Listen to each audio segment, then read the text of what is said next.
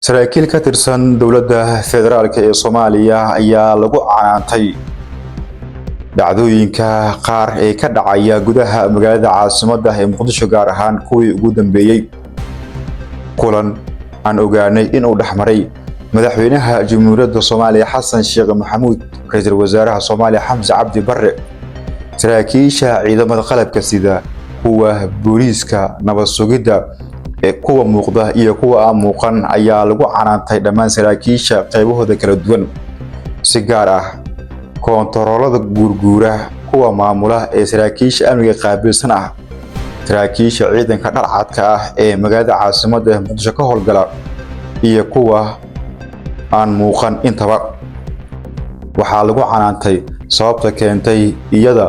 oo bar koontarool aad u badan ay yaalaan gudaha magaalada iyo meel ka baxsan isla markaana amniga magaalada caasimadda uu ahaa mid aad u hagaagsan in ay dhacdo dabacsanaan keenaysa in gudaha magaalada ay ka dhacaan falal kooban oo amni darro ah gaar ahaan kii ugu dambeeyay ee ka dhacay degmada Xamar Jajab ee gobolka Banaadir saraakiisha ayaa la sheegay inuu soo galay tuhun aad u xoogan isla markaana la qorsheenayo in baaritaan xoogan la geliyo saraakiisha iyo ciidamadii ku qornaa koontaroolada gaar ahaan dhacdooyinkii ugu dambeeyay ee ka dhacay degmada Xamar Jajab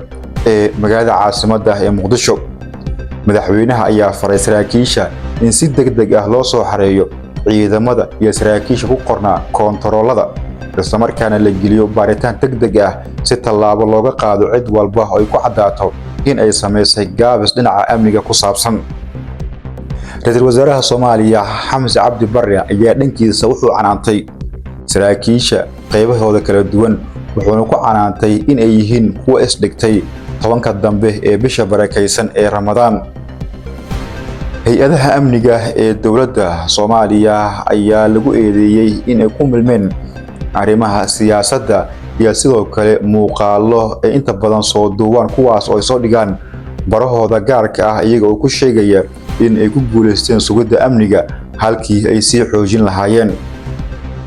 haddaba lama oga halka ay ku dabayn doonto canaanta iyo baaritaanka la sheegay in la gelin doono saraakiisha qaybahooda kala duwan gaar ahaan kuwii maalintaasi iyo habeenkaasi ku qornaa koontaroolada guud ee gobolka Banaadir iyo kuwa ka baxsan intaba maadaama uu dhacay fal ka dhashay dhimasho iyo dhaawac isla markaana madaxweynaha Soomaaliya uu si degdeg ah u amray in la baaro dhammaan saraakiishaasi falanqaynta warkeena farta ruux kuma fiiqno fal xumaan dhalinayo wiligeynba ma faafin fikradii shacabkeenan faaqidaad ku qornaa sheekadii filawa iyo musiqiina fidneeyaan feejignaan bulshadeena taladii ugu fiican ku siinaa fursadooda iyana wayna fahmaano furitaanka su'aasha jawaabtan ka filaynay fariid bay u baxshaano alla firfircoona rukunkeena